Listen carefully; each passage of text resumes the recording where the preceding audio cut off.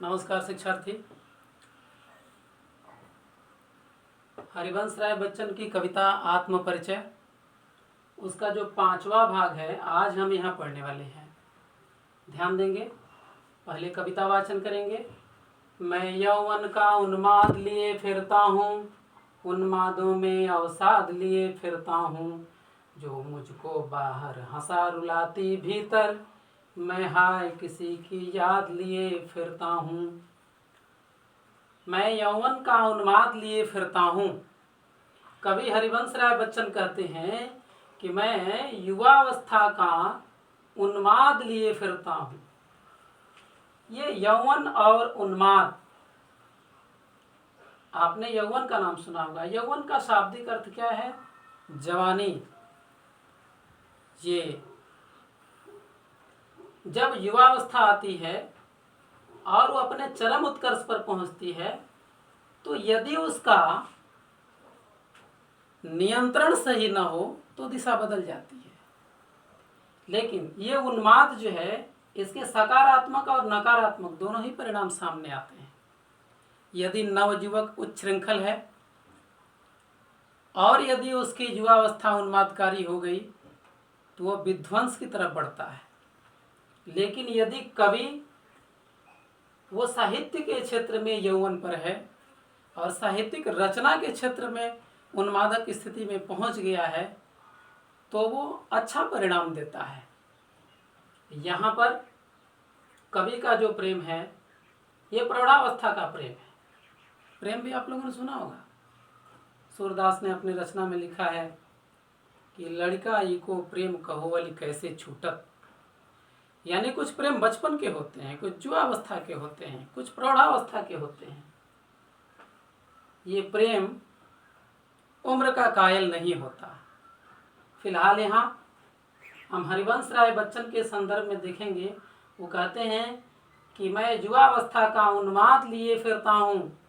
वो प्रेयसी के प्रति जो है, जो प्रेम है उनका, वो युवावस्था में है और वो उन्मादकारी स्थिति में है, लेकिन वो संयम के दायरे में है। और फिर क्या कहते हैं? उन्मादों में अवसाद लिए फिरता हूँ। वह जो प्रेम का उन्माद है उसमें अवसाद भी है।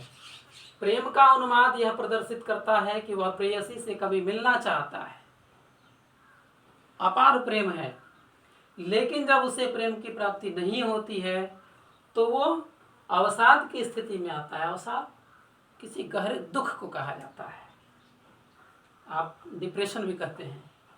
तो जब प्रेयसी का प्रेम नहीं मिलता है तो वह उन्माद अवसाद में परिणित हो जाता है।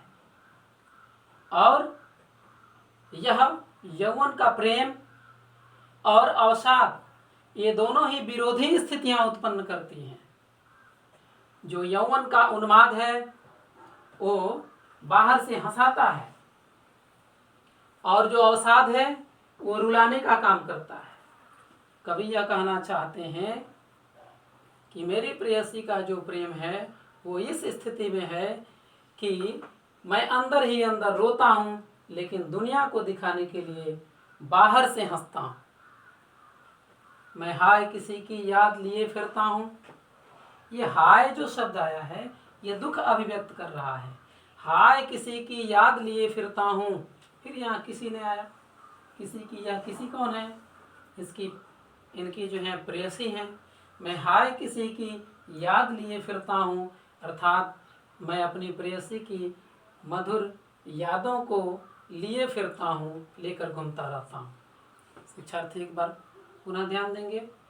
कवि हरिवंश राय बच्चन कहते हैं कि मैं युवावस्था के उन्मादक स्थिति में पहुँच गया हूँ और यही प्रेम का उन्माद हमें अवसाद में भी पहुँचा दिया है।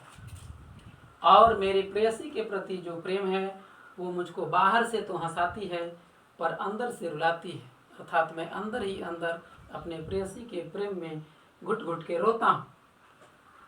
मुझे इस बात का दुख है कि प्रेयसी का प्रेम मिला नहीं और मैं उस प्रेयसी के प्रेम को फिर भी लिए फिरता हूँ।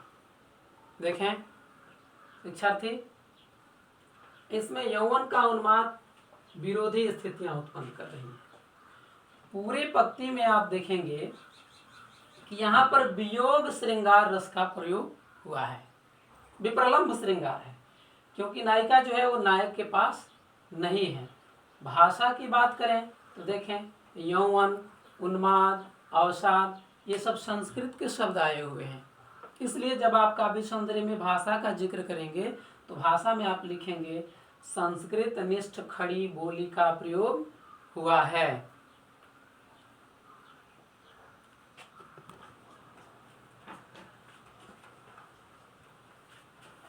ध्यान देंगे शिक्षार्थी।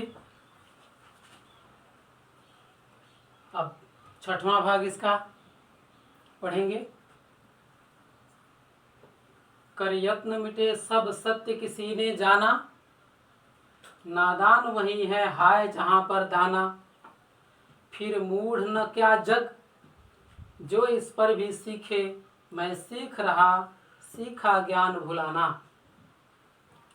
कर यत्न मिटे सब सत्य किसी ने जाना। देखें यहाँ प्रश्न सूचक चिन्ह, प्रायः जहाँ कविताओं में प्रश्न सूचक चिन्ह आते हैं तो काव्य सौंदर्य लिखते समय शैली में प्रश्नात्मक शैली लिख देते हैं, प्रश्न शैली का प्रयोग हुआ है।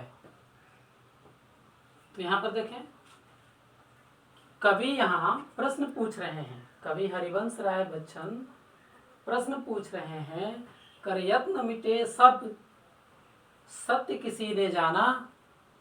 संसार में बहुत सारे लोगों ने सत्य को जानने का प्रयास किया कि जीवन का सत्य क्या है, अपने अपने ढंग से परिभाषित करने का बहुत प्रयास किया, पर क्या किसी ने वास्तव में जीवन सत्य को जान पाया? कवि कहना चाहते हैं नहीं। वो अपने मंतव्यों के आधार पर, अपनी कविता के आधार पर। फिर क्या, नादान वही है हाय जहां पर दाना। कवि कहते हैं कि जहां पर, यहां से लेंगे अर्थ इसका, जहां पर दाना दिखता है, दाना शब्द जो है लोभ, लालच, भोग की सामग्री, उसे हम दाना कहते हैं। आपने गीतों के माध्यम से फिल्मों में सुना होगा, हाय राम न जाने किसको किसको कौन डाले दाना। वो आपका विषय है, वो ये कविता से अलग है। उदाहरण के तौर पर दाना आप समझें, वहाँ भी तो भोग विलासता के दाने ही डाले जाते हैं, उम्मीदें दी जाती हैं, लालच दिया जाता है। तो जहाँ पर दाना दिखता है, भोग की सामग्री दिखती है, वैभव, लोभ, लालच, वहीं पर क्या करता है, वहीं पर व्यक्ति क्या करता है, नादानी कर बैठता है। जहाँ भी भोग की सामग्री दिखती है, लोभ, लालच, ऐश्वर्य की चीजें दिखती हैं, वहाँ हर कोई नादानी कर बैठता है। हाँ, ये दुख का विषय है। पर सत्य की ओर कोई नहीं जाता। वैसे तो सत्य को जाना ही नहीं गया, फिर भी इन सारे सत्यों के बाद जहाँ भी भोग की सामग्री दिखती है, वहीं पर लोग नादानी करने लगते हैं। कभी कहते हैं कि फिर मूढ़ न क्या जग, यहाँ से लेंगे, क्या संसार के लोग मूढ़ नहीं हैं जो इस पर भी सीखे। ये इस पर का मतलब क्या, किस पर सीखे, कि जो भी भोग की सामग्री देखता है वहाँ नादानी करता है, वहाँ आकर्षित होता है, उसके परिणाम जो होते हैं वो नादानी से भरे पूरे होते हैं। इसलिए ऐसे लोगों को क्या कहा कवि ने, कवि ने कहा कि क्या ऐसे लोगों को मूढ़ न समझा जाए, निश्चित रूप से उन्हें मूढ़ माना जाना चाहिए। अब यहाँ मूढ़ शब्द आया है, मूढ़ शब्द का अर्थ आप लोगों ने सामान्यतया मूर्खता से लगाया होगा, पर मैं थोड़ा भिन्न सोचता हूँ।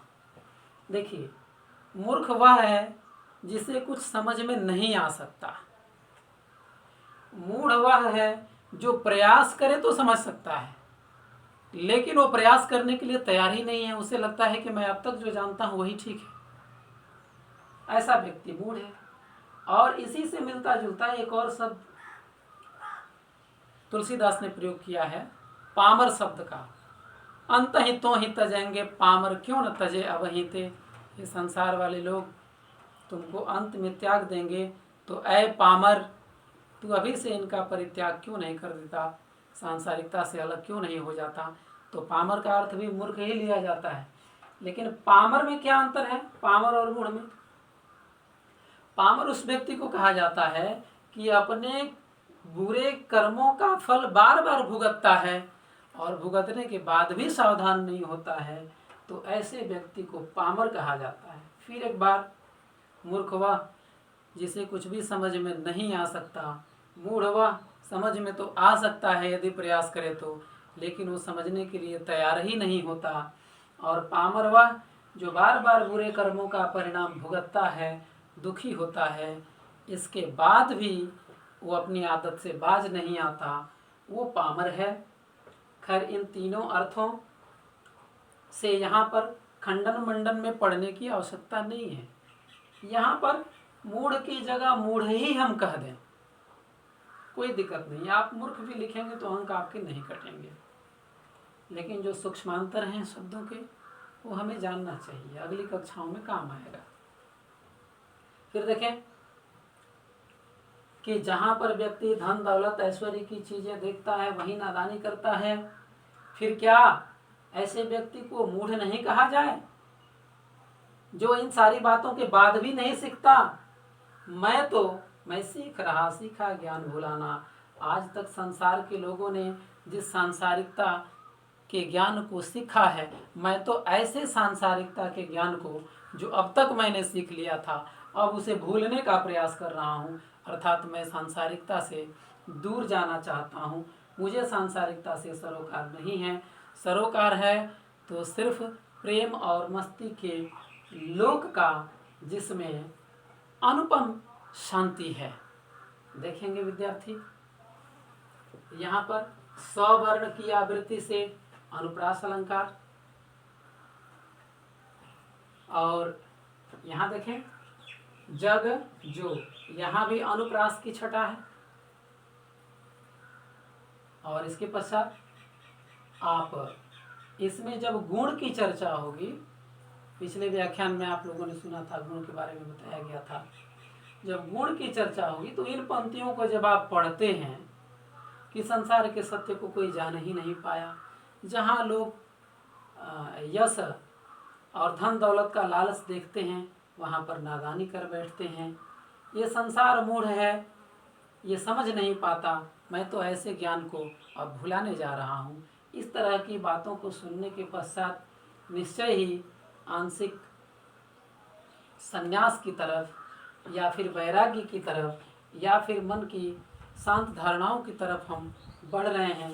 इस आधार पर इन पंक्तियों में प्रसाद गुण का समावेश हुआ है, इसे हम कह सकते हैं। अब इन्हीं पंक्तियों के साथ अब आप लोगों का बहुत बहुत धन्यवाद। आपने हमें सुना, आभार।